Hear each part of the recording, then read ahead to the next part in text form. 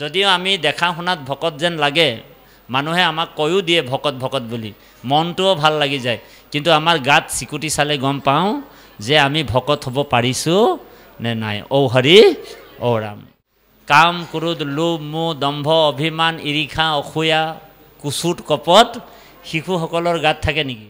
16 পোৱাৰ তাল এযোৰ লৈ ঘৰতে টাইলছ লগা নামঘৰ এটা বনাই ৰামকৃষ্ণ ৰামকৃষ্ণ তাল ঠুকি থাকোঁ, ভকতি হ'ব নেকি? ভাগৱতৰ নামত 5,000 টকা দিলোঁ, মই নামঘৰৰ নামত বোলে গ্ৰিল এখন দিলোঁ, প্ৰশংসাৰ ৰস ল'বলৈ আৰম্ভ কৰিছে।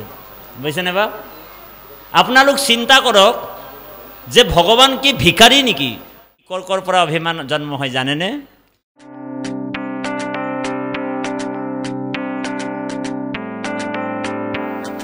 কালৰ হাতত আমি সকলো পৰাস্ত হৈ আছোঁ। কৃষ্ণৰ বংশৰ কেনে ভৈলা তাক দেখা, ইটো চাৰ জীৱন আনৰ কোন লেখা। এই গোটেই কৃষ্ণৰ বংশটোৱে কালৰ হাতত শেষ হৈ গ'ল। আপোনাৰ মোৰ কি কথা আছে? আমাৰ যে বংশ শেষ নহ'ব কোনো কথা আছে নেকি? পিতৃ থাকোঁতে পুতেক ঔ হৰি ঔ ৰাম, হয়নে বাৰু? গছৰ ফল বোলে পকা থাকোঁতেই কেঁচাও সৰি যায়, হয়নে বাৰু? এই কথাটোকে কৈছে।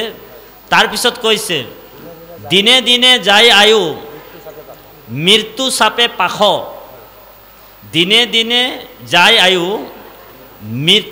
দিনে দিনে যায় আয়ু মৃত্যু চাপে পাশ, আউৰ কি মনুষ্য শুইবা এৰা ইটো আশ।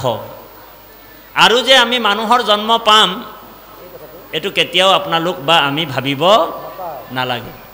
সেইকাৰণে আমাক এইবাৰ গল্ডেন চান্স দিছে ভগৱানে। মানুহৰ জন্মটো এইটো গল্ডেন চান্স পাইছোঁ। আমি 84 লক্ষ জনী অতিক্ৰম কৰি আহিছোঁ। কিমান জন্ম? 84 লক্ষ জনী অতিক্ৰম কৰিছোঁ। আমি গাধৰ পেটৰ পৰা সোমাই আহিছোঁ। গাধও আমাৰ মা আছিল এদিন। আমি জেঠীৰ পেটৰ পৰা সোমাই আহিছোঁ। জেঠীও মোৰ মা আছিল, বুজিছেনে? আমি গৰুৰ পেটৰ পৰাও সোমাই আহিছোঁ। গৰুজনীও মোৰ মা আছিল। এতিয়া আমাক কৃষ্ণই কি কৰিলে? মানুহৰ পেটৰ পৰা উলিয়াইছে। মানুহ এতিয়া আমাৰ মা, হয়নে বাৰু? সেইকাৰণে মহাপুৰুষ মাধৱদেৱে ঘোষাত কৈছে, ই ৰাম ভাৰত ৰত্নৰ দীপ মনুষ্য শৰীৰ নৌকা, ৰাম নাম মহাৰত্ন সাৰ, হেনয় বাণী জপাই যিটো জীৱন তৰিলা, তাত পৰে দুখী আৰু নাই। ভাৰত ৰত্নৰ দীপ মনুষ্য শৰীৰ নৌকা, ৰাম নাম মহাৰত্নহাৰ, হেনয় বাণিজ্য পাই যিটো জীৱ নতৰিলা, তাত পৰে দুখী আৰু নাই। আকৌ 10ম স্কন্ধত কৈছে, ই ৰাম ভৱতৰিবাৰ যোগ্য, ভৱতৰিবাৰ যোগ্য মনুষ্য শৰীৰ, বিষয় বাতা খাপায়া কৰিলা অস্থিৰ। ভৱতৰিবাৰ যোগ্য মনুষ্য শৰীৰ, বিষয় বাতাসা পাই কৰিলা অস্থিৰ। আমাক অস্থিৰ কৰি পেলাইছে। কিহে অস্থিৰ কৰিছে? বোলে বিষয় বাতাসা পাই আমাক অস্থিৰ কৰিছে। ভাগৱত অকল কেৱল পৰীক্ষিতৰ কাৰণে নেকি বাৰু? নহয়, পৰীক্ষিত মাত্ৰ নিমিত্ত। পৰীক্ষিতো মৰিব 7 দিনৰ পিছত আৰু আমিও মৰিম 7 দিনৰ ভিতৰত। বোলে লাখো বৰছ জিও লেকিন মৰনা হে। বোলে 1 লাখ বছৰ জীয়াই থাকিলেও বোলে কোনোবা মৰিবই লাগিব এই পৃথিৱীত। এই পৃথিৱীখন কি হয় বোলে? মৰত বুলি কৈছে, মৰ্ত্যধাম, হয়নে বাৰু? আমিও মৰিম আৰু পৰীক্ষিতো মৰিব। লাখ বৰছ জিও লেকিন মৰনা হে। মাৰ্কেণ্ডে মুনি 1 লাখ বছৰ জীয়াই আছিল, তথাপিও তেওঁ মৰিবলগীয়া হৈছিল। কাৰণ এইটো মৰ্ত্যধাম, আমি সকলোৱে মৰিবলৈ গৈছোঁ। সেইকাৰণে ভাগৱতত কৈছে যে দিনে দিনে যায় আয়ু মৃত্যু চাপে পাশ। আমাৰ আয়ুটো দিনে দিনে পাৰ হৈ হৈ গৈ আছে। আজি সূৰ্য উদয় হৈছে, গধূলি মাৰ গৈছে, আজিৰ দিনটো আমাৰ পাৰ হৈ গ'ল। আজিৰ দিনটো আমাৰ আৰু কালিলৈ উভতি নাহে আহিব নেকি তাৰমানে একদিন আমাৰ কাট খাই গুচি গ'ল আমাৰ এদিন আয়ু পাৰ হৈ গুচি গ'ল সেইকাৰণে কৈছে লাখ বৰস জিও লেকিন মৰনা হে উম্ৰ पैमाना तुझे भरना है তুমি যি কৰিলা হেতু ভোগ কৰি যাব লাগিব আপুনি নাভাবিব যে মই পাপ কৰ্ম কৰিছো মই ভোগ নকৰিম বুলি বুজিছেনে পাপ আৰু পুণ্যটো দুইটাই ভোগ কৰিব লাগিব আমি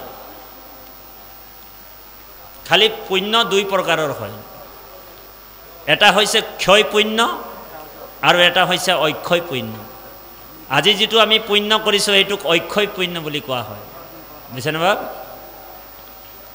গতিকে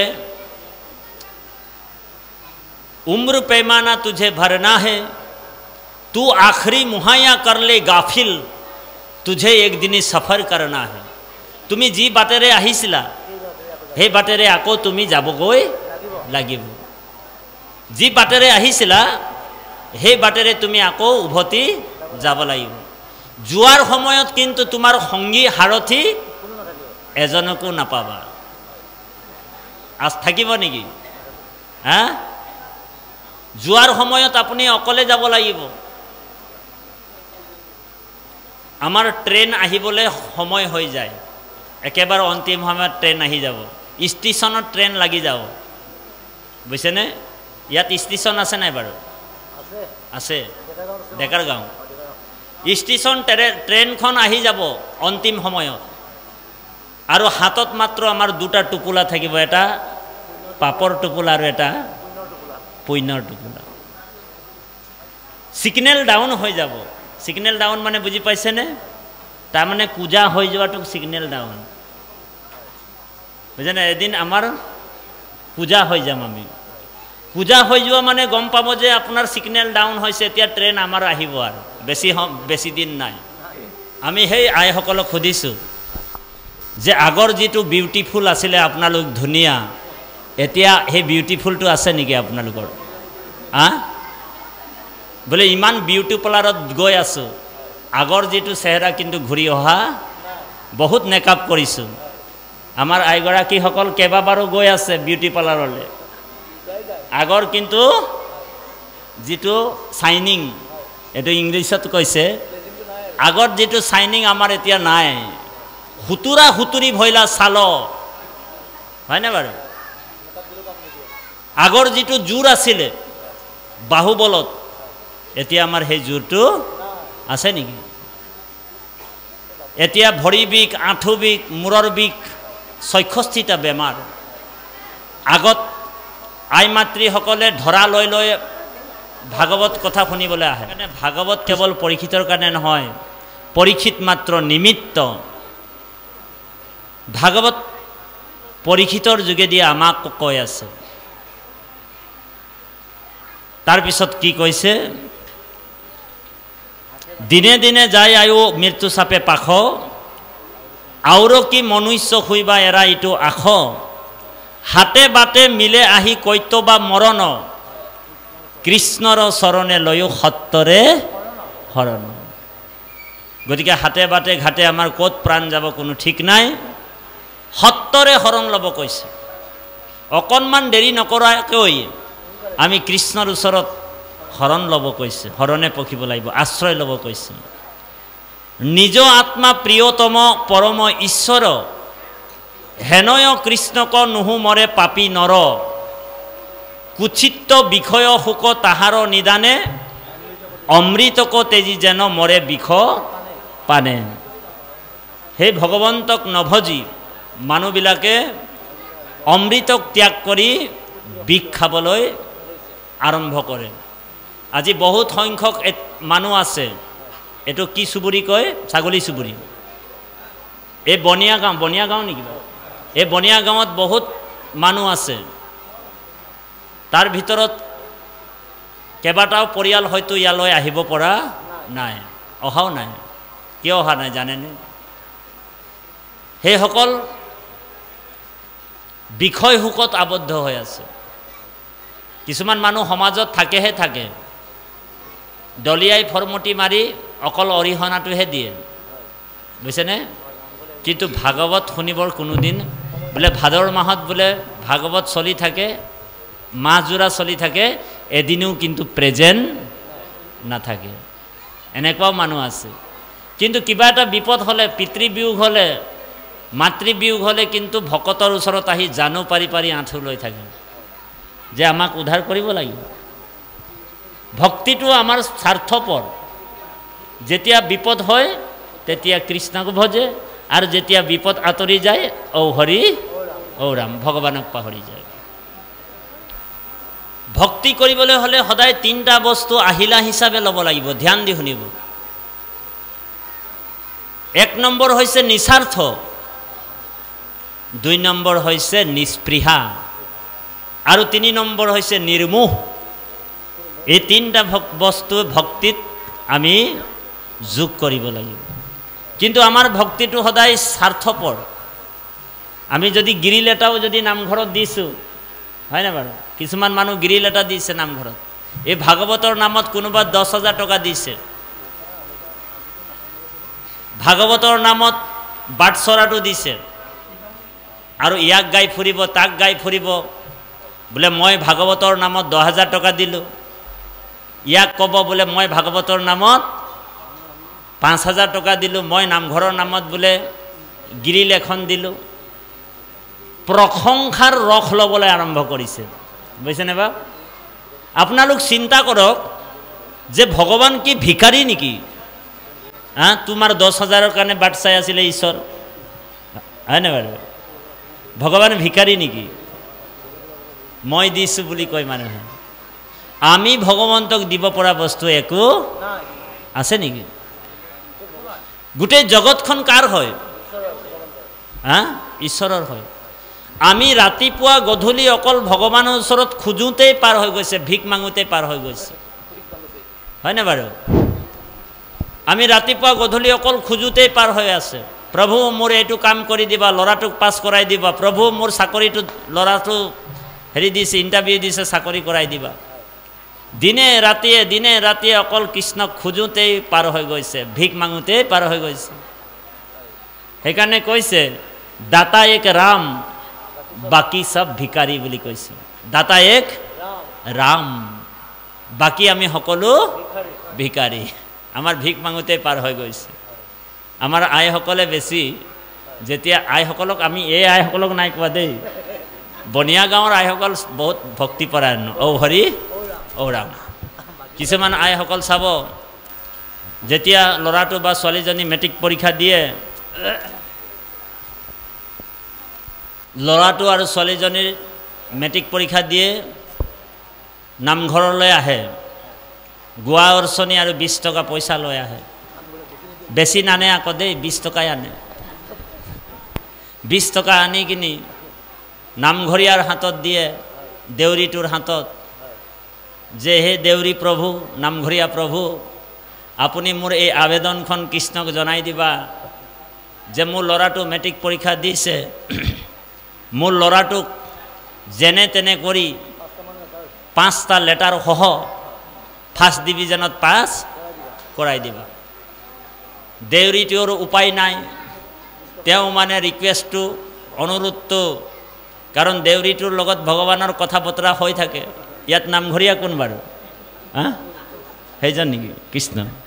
আমাৰ নামঘৰীয়া বাপে উপায় নাই, আবেদনখন লৈ কিনি নামঘৰত জনাই দিয়ে যে প্ৰভু, যে এখেতৰ ল'ৰাটো বা ছোৱালীজনী মেট্ৰিক পৰীক্ষা দিছে, যেনে তেনে কৰি 5টা লেটাৰ সহ ফাৰ্ষ্ট ডিভিজনত পাছ কৰাই দিবা। আৰু যেতিয়া সেই এপ্লিকেশ্যনখন ভগৱানে লৈ লয়, কাৰণ ভকতৰ কথা ভগৱান শুনিবই লাগিব।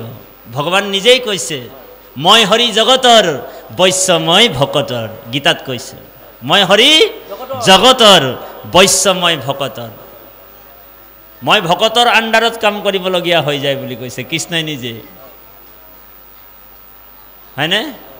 মই বিনে ভকতে নিচিন্তে কিছু আন, ভকত পৰে মই নিচিন্তু হয়ান। ভকত মানসখী মোৰ আছে কোন মই মহাভকতৰ ফুৰ পাছে পাছে। গতিকে ভকতৰ কথাবিলাক মই আবেদনটো শুনিবই লাগিব।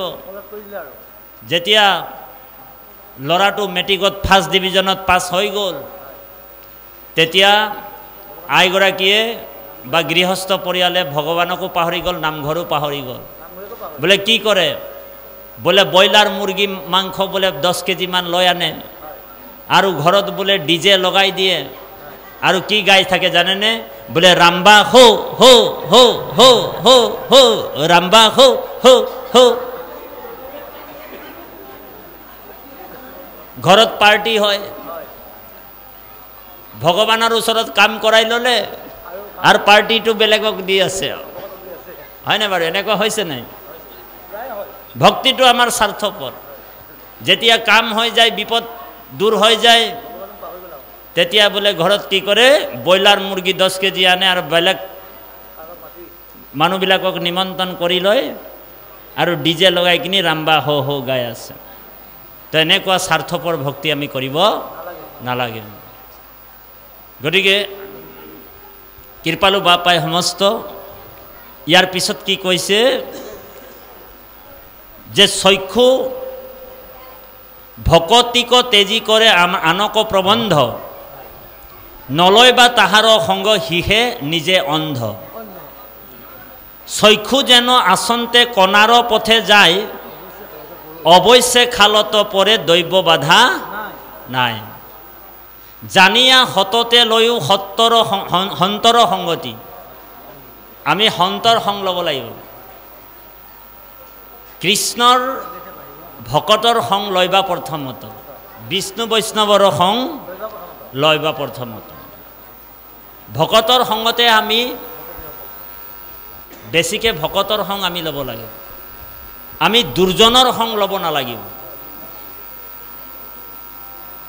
আমি কাৰোবাৰ লগত যদি সংবন্ধও বনাইছোঁ তেনেহ'লে সেইজন আমাৰ ভকত হ'ব লাগে।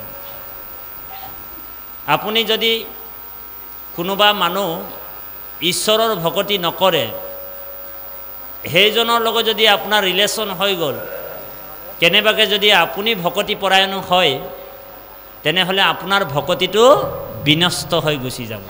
বুজিছেনে বাৰু? সেইকাৰণে সন্তৰ সংটো মূল বস্তু।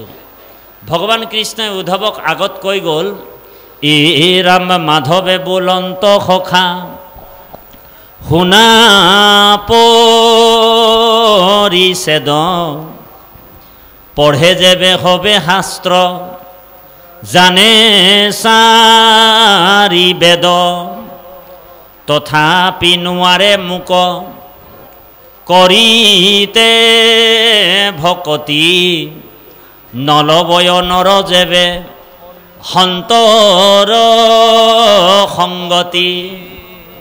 কৰ্ণতক সন্ত কৃষ্ণ কথা গুইপ কৰি নাহিকে উপায় সখী সুসংগ হৰি। সাধু সং ল'ব লাগিব যত্ন কৰি। আমি আজিৰ দৰে ভাগৱতৰ য'ত শ্ৰৱণ কীৰ্তন হয়, য'ত ভকতৰ সং থাকে, তাতে আমি যাবলৈ চেষ্টা কৰিব লাগিব, খেদি গুৰি যথা তথা। ভকতৰ সংগতেহে ভকতি হয়। ধ্যান দি শুনিব, বৰ গুৰুত্বপূৰ্ণ কথা। ভকতৰ সংগতেহে ভকতি হয়। আপুনি যদি ধনী মানুহ, ধৰি লওক ছাপ'জ আপুনি যদি ভাবে যে মই আৰু এই কোলা মানুহ, বগা মানুহ, উচ্চ জাতি নিচ্চ জাতিবিলাকৰ সং নলয়, ঘৰতে বোলে টাইলছ লগা নামঘৰ এটা বনাই 16 পোৱাৰ তাল এযোৰ লয়, ধ্যান দি শুনিব, মই বোলে 16 পোৱাৰ তাল এযোৰ লৈ ঘৰতে টাইলছ লগা নামঘৰ এটা বনাই ৰামকৃষ্ণ ৰামকৃষ্ণ তাল ঠুকি থাকোঁ, ভকতি হ'ব নেকি? বোলে কেতিয়াও নহয়। ভকতি কৰিবলৈ হ'লে সদায় শান্তৰ সং যাব লাগিব, ভকতৰ সং যাবই লাগিব। আজিৰ দৰে কৃষ্ণ কথা আমি সন্তৰ সমাগমত শ্ৰৱণ আৰু কীৰ্তন ধৰ্ম পালন কৰিব লাগিব। গতিকে 1 মিনিট সময় আমি হৰিৰ নাম ল'ম, সকলোৱে সহযোগ কৰিব। ৰাম জয় শ্রী রাম জয় সনাতন হরি হে জয় রাম জয় শ্রী রাম জয় সনাতন হরি হে জয় জয় রাম জয় শ্রী রাম জয় সনাতন হরি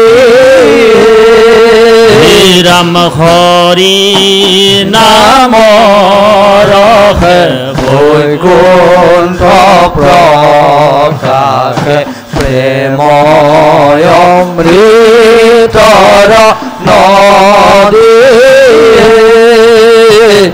জয় জয় রাম জয় শ্রী রাম জয় সনাতন হরি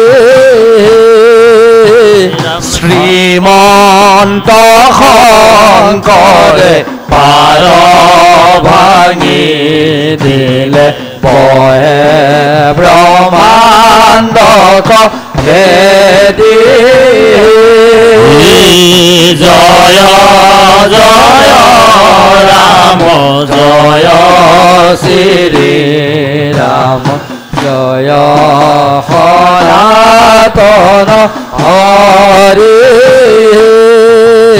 ৰাম গোবিন্দৰ প্ৰেম অমৃতৰ নদী বহে বৈকুণ্ঠৰ পৰাই জয় জয় ৰাম জয় শ্ৰী ৰাম জয় সনাতন হৰি জয় জয় ৰাম জয় শ্ৰী ৰাম জয় সনাতন হৰি ৰাম হৰি ভক্তি দান দিয়া জগতক তাৰিলা সংসাৰ হিন্দুৱে জয় জয় ৰাম জয় শ্ৰী ৰাম জয় সনাতন হৰি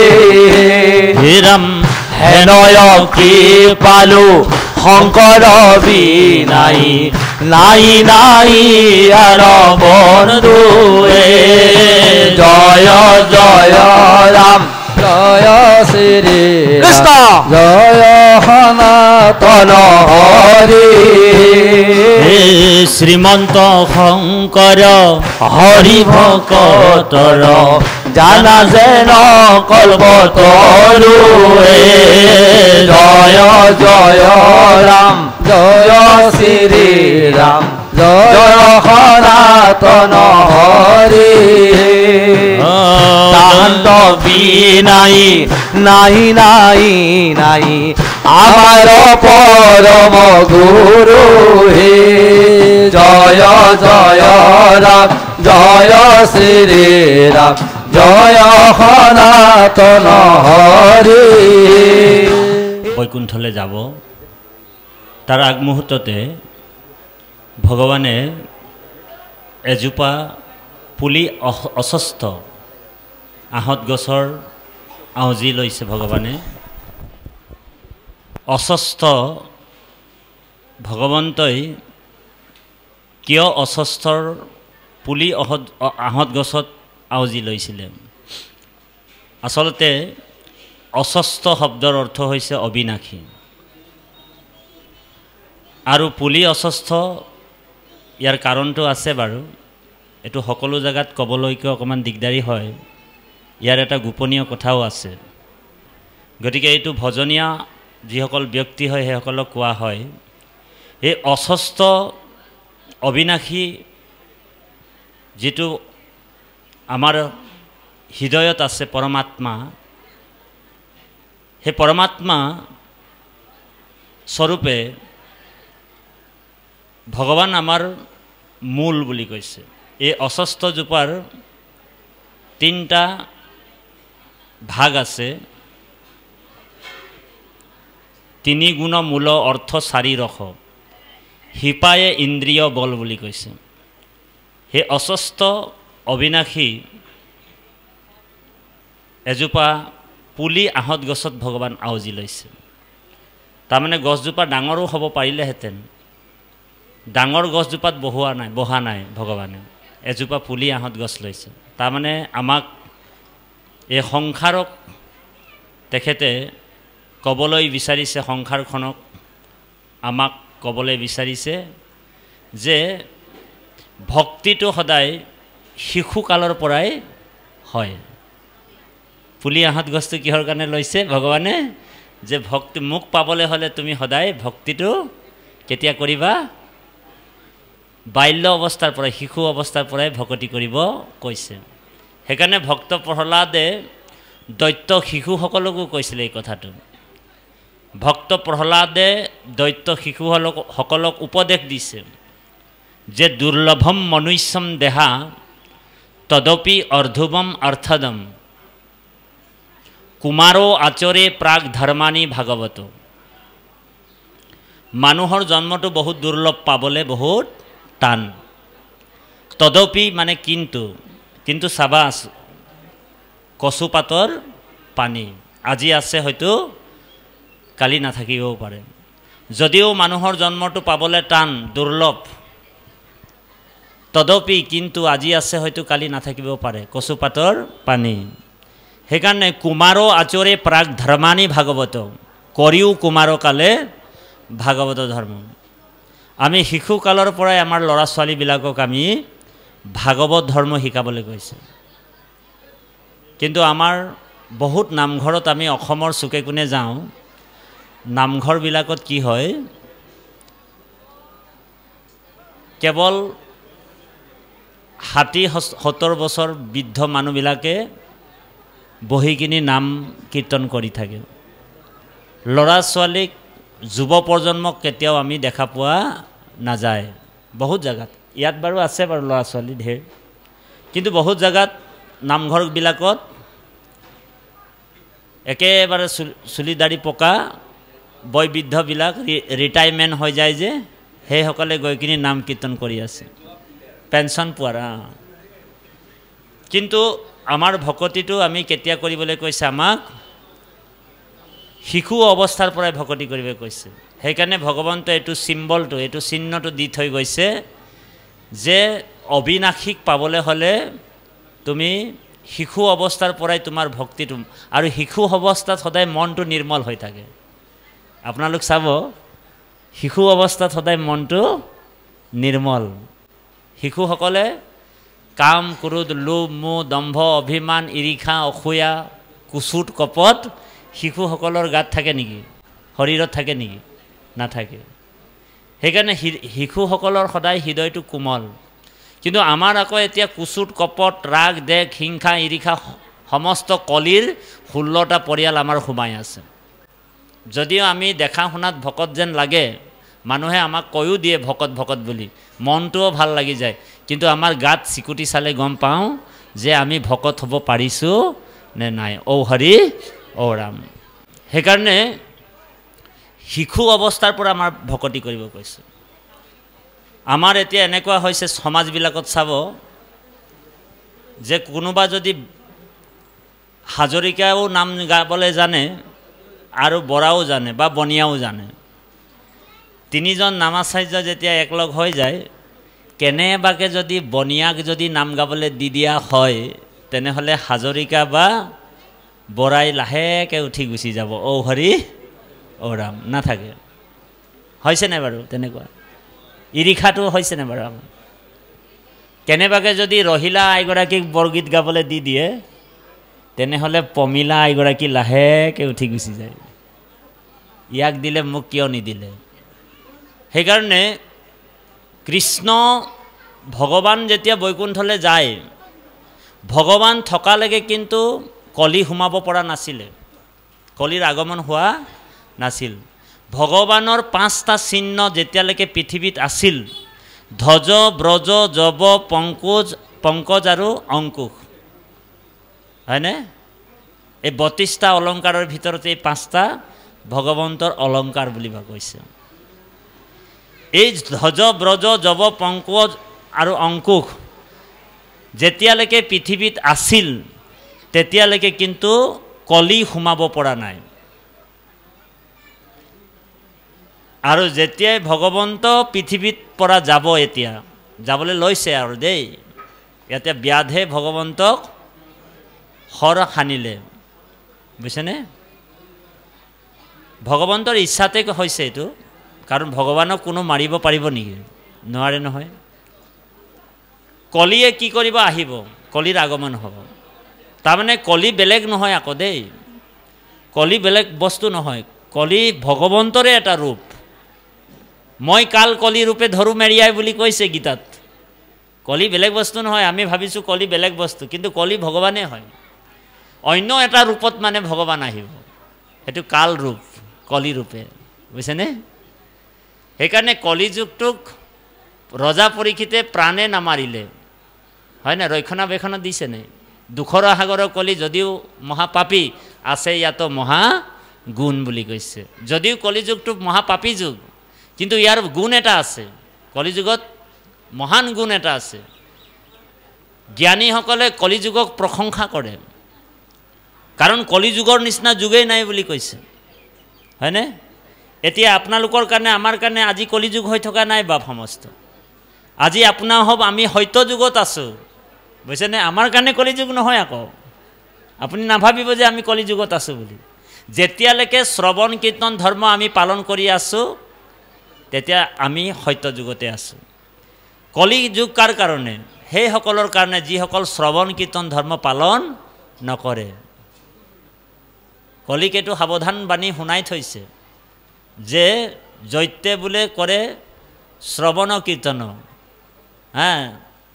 তাৰ বোলে গাঁৱতো প্ৰৱেশ নকৰিবা। এতিয়া এই বনিয়া গাঁৱত কিন্তু কলি নাই দে, কলি এইফালে আছে, এইফালে গৈ কিনি কি বুলি কয় এইটো, পিঠা খোৱা চিঠা খোৱা ফালে সোমাই গ'ল, মেডিকেল ফালে আছে। কলিটো বোলে মেডিকেল ফালে আছে বোলে। আমাৰ বনিয়া গাঁৱত এতিয়া কলি নাই। কলিয়ে কি কৰিব? অধৰ্মৰ লগত মিত্ৰতা কৰিব কলিযুগত দেই, ভগৱান যোৱাৰ পিছত। বোলে কলিনা অধৰ্মে মিত্ৰেণ বাধিতা ধৰেয়োধুনা। কলিয়ে কি কৰিব? অধৰ্মৰ লগত ফ্ৰেণ্ড পাতিব। ফ্ৰেণ্ড মানে মিত্ৰতা। আৰু গ্ৰাম, দেশ, ৰাজ্য যিমান যি আছে, ভগৱান যোৱাৰ পিছত সকলো জেগাতে কলি সোমাই যাব। আজিকালি নামঘৰবিলাকতো কলি সোমাই গৈছে। ঔ হৰি ঔ ৰাম, সোমাইছে নাই বাৰু কওকচোন? আগত নামঘৰবিলাকত এটা খেল আছিলে, হয় নাই? এটা খেল আছিলে নাই? তাৰপিছত অলপ দিনৰ পিছত চাব 2টা খেল হৈ যায়, তাৰ অলপ দিনৰ পিছত চাব 3টা খেল হৈ যাব, তাৰ অলপ দিনৰ পিছত চাব 4টা, 5টা, 6টা, 7টা, 8টা খেল হৈ যোৱাৰ কাৰণে 8খেলীয়া নামঘৰ। 8খেলীয়া নামঘৰটো কেনেকৈ 8খেলীয়া নামঘৰ হ'ল? তাৰমানে 8টা খেল হৈ গ'ল, সেইকাৰণে 8খেলীয়া নামঘৰ। আমাৰ কৃষ্ণ মজুমদাৰ বাপক সম্পাদক পাতিলে, যদি কেনেবাকৈ হিচাপ পত্ৰ গণ্ডগোল কৰি দিলে তেনেহ'লে খেলটোৱে বেলেগ হৈ যাব। ঔ হৰি ঔ ৰাম। গতিকে কলিয়ে মানে কোনটো জেগাত সোমাব পাৰিম, কলিয়ে সদায় মানে সুৰুঙা চাই থাকে। ये धर्म को खेदाइला कली,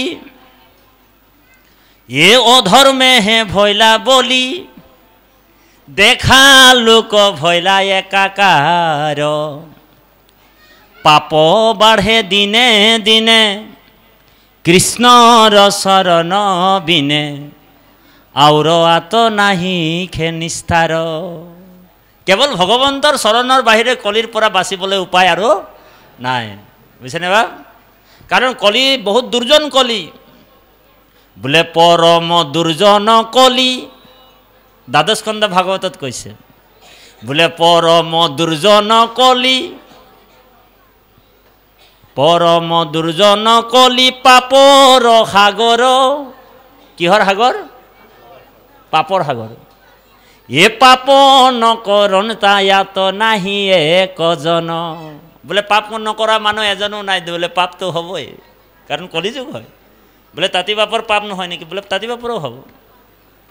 ইয়াত সন্ত মহন্ত গোসাঁই লাগিলে যিয়ে হওক, কলিয়ে আহি বোলে তাৰ অকণমান হ'লেও খুঁটিটো লৰাই দিব। অ হৰি অ ৰাম। বোলে ৰজা পৰীক্ষিত কোন আছিল? বোলে তেওঁ জেনেৰেল মানুহ আছিল নেকি বুলি ভাবিছে। বোলে গৰ্ভতে বোলে ভগৱন্তক দৰ্শন পাইছে। ধেমালি কথা নেকি? পৰম বৈষ্ণৱ পৰীক্ষিতক কলিয়ে পাই গ'ল, আৰু আপুনি মই কোন কোটাৰ? অ হৰি অ ৰাম। বুজিলেনে? পৰম বৈষ্ণৱ ৰজা পৰীক্ষিতক কলিয়ে চুই দিলে। সেইকাৰণে কৈছে পৰম দুৰ্জন কলি পাপৰ সাগৰ। হে পাপ নকৰণ তায়াত নাহি একোজন। পাপ নকৰা মানুহ এজনো নাই, পাপ হ'বই। বোলে পাপ নষ্ট নভৈলে কৃষ্ণত নযায় মতি। কি মতে তৰিবে ইটো কলিত দুৰ্গতি। সেইকাৰণে সাধু সদায় সাৱধান হৈ থাকিব লাগে। ধ্যান দি শুনিব দেই, বৰ গুৰুত্বপূৰ্ণ কথা। সাধু সদায় সাৱধান হৈ থাকিব লাগিব। সাধুৱে বেছি মান সন্মানটো পাই থাকিলেও আকৌ বিপদ আহি যাব। কিছুমান সন্ত মহন্তই আকৌ বেছি মান সন্মান পাই থাকিলে আকৌ অভিমান হৈ যায়, হয়নে? ৰজা পৰীক্ষিতে ভাবিছিলে মইতো একছত্ৰী ৰজা, হয়নে? আৰু মই মহাৰাজক চাই কিনি বোলে সেইজন মুনিয়ে ভেকচন ধৰি আছে, মই যে ৰজা, একছত্ৰী ৰজা যে নাজানে নেকি? অভিমান। অভিমানটো ক'ৰ পৰা কেনেকৈ আহিব কোনো ঠিক নাই।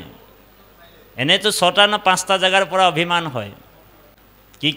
কি ক'ৰ পৰা অভিমান জন্ম হয় জানেনে? বোলে জাতি বিদ্যা মহতঞ্চ ৰূপ যৌৱন মে বৈশ্য। জাতি 1 নম্বৰ জাতিৰ পৰা অভিমান আহিব পাৰে। বোলে মই বোলে ইমান উচ্চ জাতিৰ মানুহ, কিছুমানৰ অভিমান।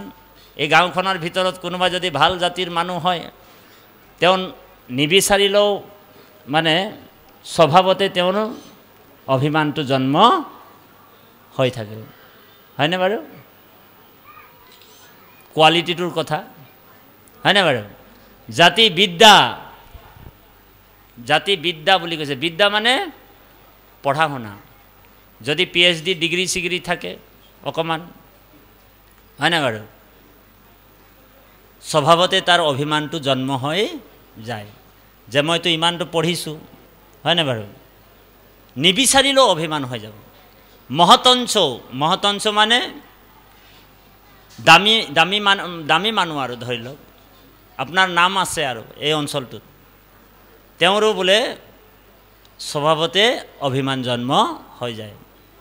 জাতি বিদ্যা মহতঞ্চ ৰূপ, যদি ধুনীয়া হয় দেখিবলৈ, বিউটিফুল, বগা মুগা, আইসকল যেতিয়া বিউটিফুল হয়, কাষত যদি কোলা এজনী বহি থাকে, হয় নাই? মাতিবলৈ টান পায় ন? তো ৰূপৰ পৰাও অভিমান জন্ম হ'ব পাৰে। তাৰপিছত জাতি বিদ্যা মহতঞ্চ ৰূপ যৌৱনৰ পৰা অভিমান হয়। যৌৱান টাইমত ইয়াক মাৰিম তাক মাৰিম,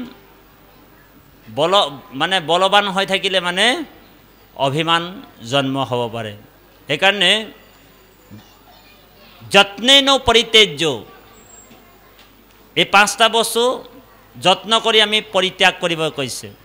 পঞ্চতানি ভক্তি কণ্টক, এই 5টা বস্তু যাৰ ওচৰত আছে সেইটো বোলে কাঁইট নিচিনা।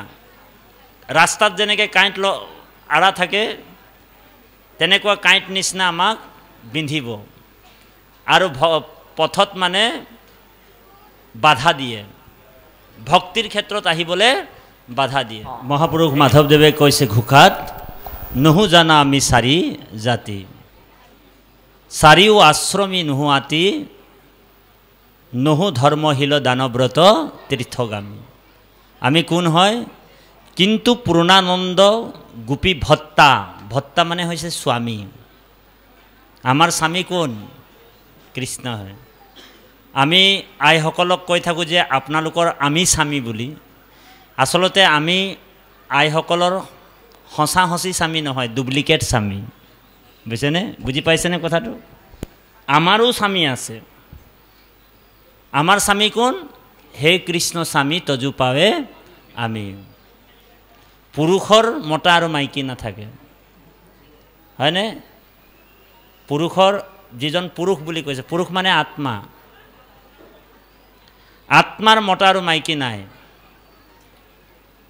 আইগৰাকীৰ শৰীৰতো সেই পুৰুষ আছে, পুৰুষ মানে আত্মা, আৰু আমাৰ গাতো সেই আত্মা আছে। আৰু এই আত্মাটোৱে সদায় পৰমাত্মাক পাবৰ চেষ্টা কৰিব লাগে। ভাগৱত হৈছে আত্মবিশ্লেষণ। ভাগৱত কি হয়? আত্মবিশ্লেষণ। আমি ক'ৰ পৰা আহিছিলোঁ, আমি এই সংসাৰত থাকি কি কৰিব লাগিব, আৰু আমি সংসাৰৰ পৰা গ'লে আমি ক'লৈ যাব লাগিব। তোমাৰেহে অংশ আমি যত জীৱ যাক, তোমাৰো মায়ায়ে হৰি বান্ধিছে আমাকো। দিও উপদেশ ভজু তোমাৰ চৰণ, মায়াৰ বন্ধন সিংহু শ্ৰৱণ কীৰ্তন। গতিকে আমি শ্ৰৱণ কীৰ্তনৰ দ্বাৰা আমাৰ মায়াৰ বন্ধনবিলাক আমি খুলিবৰ কাৰণে আজি আহি বহি আছোঁ ইয়াত। আজি আমাৰ আত্মাৰ পোষণ হৈছে। ধ্যান দি শুনিবা, বৰ গুৰুত্বপূৰ্ণ কথা। আমি আত্মাৰ পোষণ কৰি আছোঁ। আজি আত্মাটোৰ খাদ্য খুৱাই আছোঁ। বাকী আমি 84 লক্ষ যোনি ভ্ৰমণ কৰিলোঁ, অকল শৰীৰটোক খোৱালোঁ। বুজিছেনে? 84 লক্ষ যোনি ভ্ৰমণ কৰিলোঁ, অকল শৰীৰটোক খোৱালোঁ, দানা পানী দিলোঁ, হয়নে বাৰু? চৰাই চিৰিকটি হৈছিলোঁ নহয়। কিন্তু আজি মনুষ্য জন্ম হৈ কিনে আমি আত্মাৰ পোষণ কৰিছোঁ। আৰু আত্মাৰ খাদ্য কি? বোলে আত্মাৰ খাদ্য হৈছে হৰিৰ নাম, ঈশ্বৰৰ নাম। আজি আত্মাৰ পোষণ কৰিছোঁ আমি। আজিহে আমি আচল খাদ্যটো খুৱাইছোঁ। কোটি কোটি 84 লক্ষ যোনি ভ্ৰমণ কৰিলোঁ, যে কিমানটা জন্মত কিমানটা জাগাত কেনেকৈ আমি গৈছিলোঁ। বিষ্ণু পুৰাণত কৈছে, বোলে স্থাৱৰ বিংশতি লক্ষম, গছ গছনি তৰুতীৰ্ণ হৈ আমি 20 লাখ বাৰ জন্ম হৈছোঁ। জলজম নৱলক্ষণ, জলত আমি, পানীত আমি মাছ ভেকুলী হয় 9 লাখ বাৰ। জলজম নৱলক্ষণ। কুৰ্মাঞ্চ ৰুদ্ৰ লক্ষঞ্চ, আমি 11 লাখ বাৰ উভচৰ প্ৰাণী হৈ জন্ম হৈছিলোঁ। কাছ, ঘঁৰিয়াল এনেকুৱা, বুজিছেনে বা? ভেকুলী এনেকৈ 11 লাখ বাৰ। বোলে 30 লক্ষঞ্চ পশুনাম, 30 লাখ বাৰ আমি পশুজনীত বান্দৰ, ভালুক, সিংহ, মেকুৰী, গাধ, গৰু হৈ জন্ম হৈছিলোঁ। তাৰপিছত 10 লক্ষঞ্চ পক্ষীনাম, 10 লাখ বাৰ আমি চৰাই চিৰিকটি জন্ম হৈছিলোঁ। 4 লক্ষণ বানৰ, 4 লাখ বাৰ আমি বান্দৰ হৈছিলোঁ। এতিয়াও আমাৰ বান্দৰৰ স্বভাৱটো আছেই, হয়নে বাৰু? সেইকাৰণে কাৰো কথা নুশুনো, যেনি তেনি জঁপিয়াই থাকোঁ, ইফালে জঁপিয়াওঁ ইফালে জঁপাওঁ। কিছুমান মানুহে সাপৰ পৰা ডাইৰেক্ট শ্বিফ্ট হৈ আহে নহয়, স্বভাৱটো 20% হ'লেও থাকি যায়।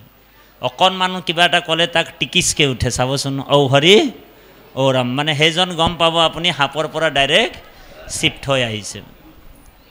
বুজিছেনে? তো এনেকৈ 84 লক্ষ যোনি ভ্ৰমণ অতিক্ৰম কৰি আহি আহি জীৱই যেতিয়া ভাগৰি যায়, দেৱা কৃষ্ণই কি কৰে? দয়া কৰি কি কৰে? মানুহৰ জন্ম দি দিয়ে। দয়া কৰি মানুহৰ জন্ম দিছে, যে এইবাৰ ইয়াক গোল্ডেন চান্সটো দি দিয়াই হওক। Yeah.